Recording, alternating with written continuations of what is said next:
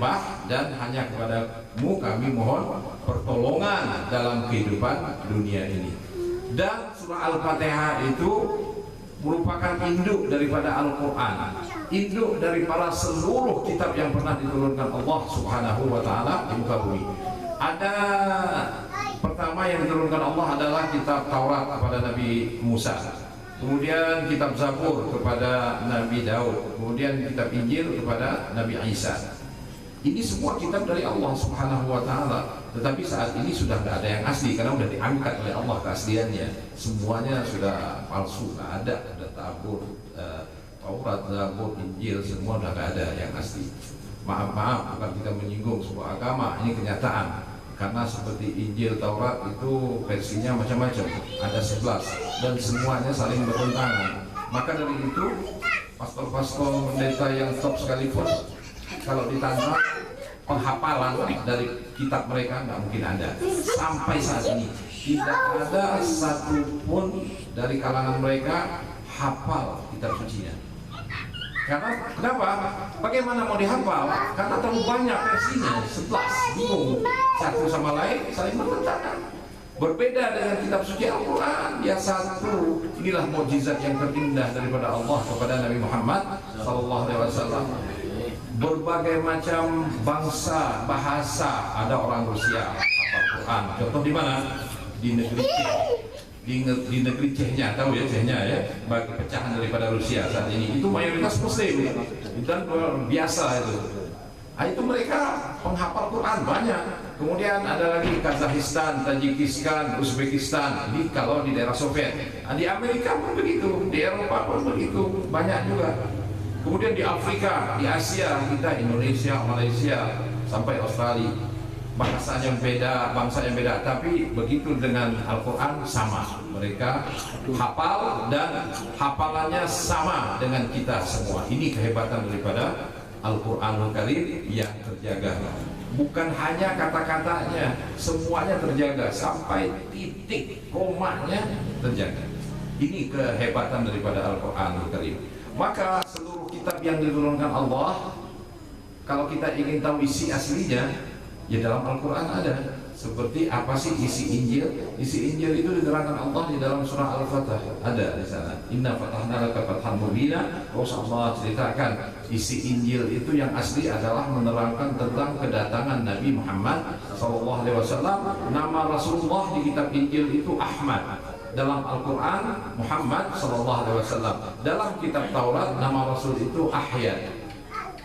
Jadi sudah ada berita-berita kedatangan Rasulullah itu sebagai Nabi pamungkas, mulai dari Nabi Adam terus sampai ke Nabi Isa yang terakhir, dan disempurnakan Al-Quranul Karim. Kemudian isi daripada Taurat, Zabur, Injil, Al-Quran itu semuanya kalau diringkas tertuang di dalam surah Al-Fatihah. Subhanallah. Dan surah Al-Fatihah jika diringkas lagi ada di dalam basmalah, Bismillahirrahmanirrahim. Dan basmalah jika diringkas ada pada titik ba, yaitu Allah Subhanahu wa Ta'ala. Nah, lebur berarti kita ini habis, sudah fana, tidak ada apa-apa lagi. Nah, ini suatu anugerah terindah dari Allah untuk kita gunakan. Apapun kebutuhan kita ada dalam Al-Quran. Apapun pekerjaan yang kita cari dalam Al-Quran ada. Contoh, tukang kayu, tukang buat rumah, tukang batu, tukang jahit baju, tukang pembuat baju besi, tukang membuat kapal, nelayan, petani, peternak, semua ada dalam Al-Quran. Dan itu sudah ditampilkan oleh para nabi-nabi. Seperti Nabi Idris, beliau Allah anugerahkan ilmu pandai menjahit baju. Sedangkan Nabi Daud Allah anugerahkan pandai membuat baju perang, sirah namanya. Kalau sekarang kan lebih berkembang lagi segala macam, bukan hanya badan kita yang anti peluru dibuat dari besi, tapi mobil kita pun anti peluru, itu berkembang kerjaan itu. Semua ada dalam Al-Quranul Karim. Maka jangan pernah tinggalkan Al-Quranul Karim. Siapapun, entah orang itu penguasa atau bos perusahaan atau kita sebagai rakyat jelata, kalau kita ingin hidup kita ini terbimbing dengan Allah, tenang, redanya Allah rahmat, anak-anak kita tentram, ayam, tapi penuh barokah. Peganglah Al-Quran tadi. Maka penduduk di sini beruntung ada pondok Nurul Zolam ini yang senantiasa melantunkan kitab suci Al-Quran, karena barokahnya itu bukan hanya rumah sini tok. Dalam sebuah hadis Rasul menerangkan 4 penjuru mata angin, tetangga kiri kanan, ini yang paling utama, bahkan sampai 40 di depan ini 40 barat, 40 ke timur, 40 selatan, 40 utara. Berkah yang dia dapat daripada pahala rumah ini membaca Al-Quran. Jadi dahsyat sekali dampak keberkahan Al-Quranul Karim. Maka dari itu wajib untuk kita bangun, untuk kita membantu, memakmurkan, menggembirakan, kemudian melestarikan daripada pondok ini. Mari kita ambil saham, ambil bagian sekecil apapun. Jika yang punya harta, sumbanglah dengan hartanya. Jika punya ilmu, dengan ilmunya. Jika pikiran, dengan nasihatnya. Jika nggak punya apa-apa, dengan tenaganya. Nggak punya juga semua, dengan doanya. Yaitu mendoakan, mudah-mudahan pondok ini langgeng, santri-santrinya betah, kemudian menjadi yang saleh dan salihah, kemudian bawa berkah dampak yang luar biasa kepada masyarakat. Kita doakan sebagaimana Rasul SAW itu berpesan, yaitu kun aliman, jadilah kalian ini orang yang berilmu, kata Rasul. Ilmu penting. Kalau kita nggak punya ilmu, kita dalam keadaan kesesatan dalam hal apapun. Dalam hal menanak nasi saja ibu-ibu punya ilmu, betul? Betul ibu-ibu ya? Ada ilmunya, nggak sembarangan menanak nasi. Karena kami tahu waktu di Mesir, makanan orang Mesir itu roti, dan rotinya bukan roti tawar gandum seperti dijual di toko-toko, itu bukan. Roti mereka disebut dengan al-aish, bulat seperti piring, dalam di tengahnya bolong, kemudian di atas di bawahnya ada lapisan daripada gandum itu. Di bawahnya lebih keras, di atasnya lebih lembut. Disebut gandum itu dengan al-aish, itu makanan pokok mereka. Jadi mereka sarapan makan itu, siang makan itu, kemudian sore pun makan itu. Cara makannya dengan lauk kari. Jadi nggak bisa kalau dengan umpamanya tempe saja, ya nggak masuk. Dia mesti dengan, orang sana memang ya dengan daging ya, ayam ataupun kambing, makanan mereka sehari-hari seperti itu. Mereka tidak makan nasi, maka mereka tidak pandai cara menanak nasi. Kalau Mesir ada nasi di sana dijadikan penganan saja, kue-kue dijadikan camilan nasi di sana. Jadi mereka buat nasi dicampur dengan susu.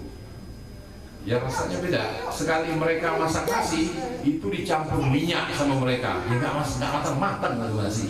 Kita ajarkan cara masak nasi yang betul. Inilah perlu ilmu, itu menanak. Bagaimana ketika kita ingin meraih surganya Allah Subhanahu wa Ta'ala, maka perlu ilmu, dan ilmu itu ada para ulama.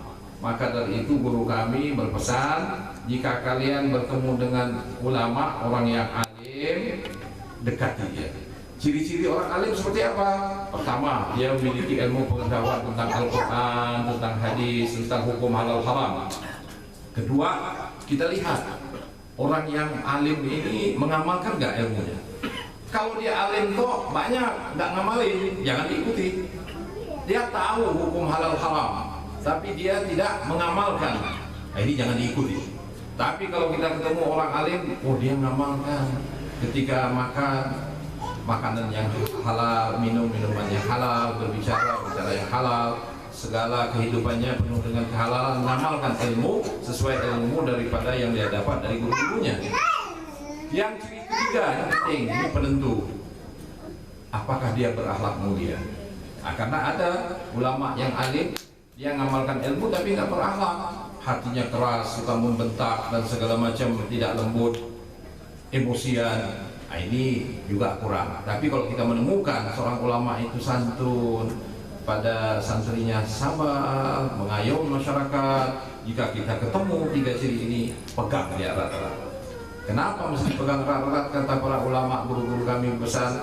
Karena dia akan menunjuki kamu jalan ke jalannya Allah di dunia ini.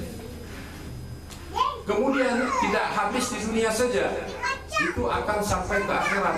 Di akhirat kelak, guru seperti itu akan mencari kita, dia akan memberikan syafaat, pertolongan kepada kita. Memang pertolongan yang teragung terbesar itu dipegang oleh Nabi Muhammad SAW. Tapi nanti Rasul bagikan syafaat-syafaat itu antara lain kepada guru kita. Nah, kita dapat, jika kita ikut guru kita dapat pertolongan, dan kita sangat butuh pertolongan itu.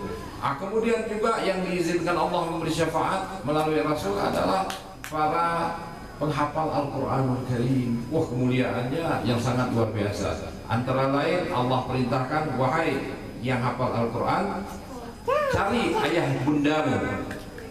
Kemudian setelah didapat ayah bundanya dihadirkan, kenakan di atas kepala mereka mahkota dari cahaya. Ini kemuliaan yang luar biasa. Otomatis si kedua orang tua ya di dalam keadaan nyaman, keadaan lezat, yaitu surganya Allah Subhanahu wa ta'ala.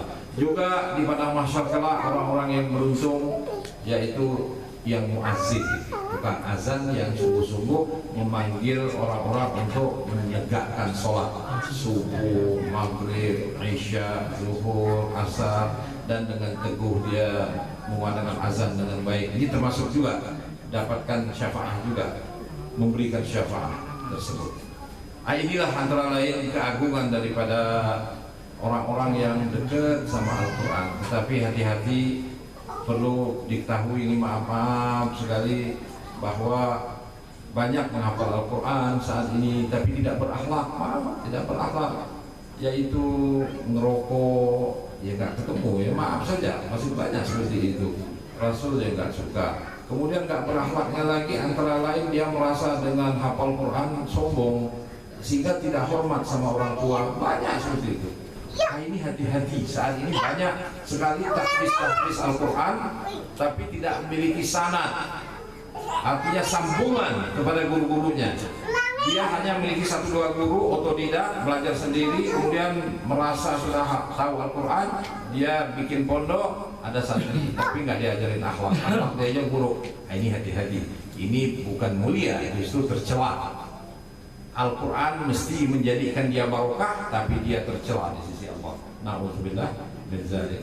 Sebagaimana Rasul sudah kabarkan, nanti ada di akhir zaman para penghafal Al-Quran luar biasa, tapi hafalannya itu tidak bisa memberikan manfaat dunia akhirat untuk dia, tidak bisa menjadikan hatinya lembut di akhirat, tidak bisa memberikan dia kenyamanan surganya Allah atau memberikan syafaat. Kenapa? Karena Al-Quran hanya sampai di tenggorokannya saja, artinya dia tidak berakhlak yang mulia dengan sesama muslim, saling bertengkar, saling iri, saling hasad, kemudian sedikit-sedikit membid'ahkan saudaranya, bahkan ada yang mengkafirkan. Na'udzubillah min dzalik. Maka sekali lagi kami selalu wanti-wanti kalau diundang tausiah di pondok-pondok pesantren tahfiz, kami selalu ingatkan, mulia kalian di dalam hafalan Al-Quran, tapi jangan lupa akhlak juga dikedepankan. Karena istri Rasulullah Sayyidah Aisyah pernah ditanya oleh para sahabat ketika Rasulullah wafat, tolong kabarkan kepada kami tentang akhlak-akhlak Rasulullah, apa saja yang sehingga dapat kami jadikan panutan, dapat kami amalkan ketika masih di dunia ini. Maka Sayyidah Aisyah berkata, khuluquhul Quran, akhlak Rasul itu ada di dalam Al-Quranul Karim, mulai dari segi ibadahnya, dalam mendidik anak, dalam mengayomi masyarakat. Karena Rasulullah itu kan kamus berjalan, kamus terbuka, sebagaimana difirmankan Allah, laqad kana lakum fi Rasulillahi uswatun hasanah. Dalam diri Rasul Sayyidina Muhammad terdapat contoh tauladan untuk kalian tiru. Semua ada. Yang jenderal bisa meniru pribadi Rasul, yang polisi, yang tentara, yang hakim, pengacara, pedagang, pengusaha, petani, rakyat jelata. Kita mau jadi rakyat biasa, ada di dalam diri Rasul sebagai contoh. Rasul sebagai ayah, sebagai kakek, sebagai suami, sebagai ipar, sebagai menantu, semua terdapat contoh ini di dalam diri Rasulullah SAW. Cuman sayangnya kita ini ngikuti Rasul, maaf separuh-separuh, maaf ya, separuh-separuh. Contoh paling dalam hal ibadah sholat, dalam zakat, dalam sholat. Tapi kalau dalam ekonomi kita nggak ikut Rasul, ini berbahaya. Contoh dalam mendapatkan motor, ingin berkredit, berhutang dan segala macam secara riba. Nah, ini berbahaya ini. Jadi kita dalam hal ibadah ikut Rasul, tapi ekonomi tidak. Ini kan sama saja menolak. Hati-hati ini. Dan banyak hal-hal yang lain. Mestinya kita dalam berislam ini kalau benar-benar ingin dicintai Allah, dipandang Rasul, ingin surganya Allah, ingin syafaatnya, ikuti Nabi Muhammad SAW. Caranya gimana? Al-Quran. Alhamdulillah ini ada guru Ustaz Munir, Ustaz Maimun. Nah, kalau jenengan nggak paham, tanya. Karena semua ada di dalam Al-Quran solusi tersebut. Wa man yattaqillah yaj'al lahu makhraja. Barang siapa yang taat kepada Allah, melaksanakan perintah Allah, meninggalkan larangannya Allah Subhanahu wa taala, maka ada solusi dalam kehidupan. Apapun masalah Anda, seberat apapun, pasti ada solusinya dari Allah selama kita taat kepada Allah Subhanahu wa taala. Ini pentingnya taat kepada Allah. Kita dapat pertolongan Allah. Tetapi kalau kita membangkang, melawan hukum-hukum Allah, justru kita celaka. Karena dampak daripada dosa itu bukan hanya diri kita yang merasakan. Sudahlah diri kita yang merasakan dampak buruk daripada dosa, termasuk orang sekitar kita, termasuk juga makhluk Allah yang lain, pepohonan, bebatuan, air, ikut dampak buruk daripada dosa yang kita lakukan. Ini berbahayanya dosa. Maka Allah melarang kita melakukan dosa sekecil apapun.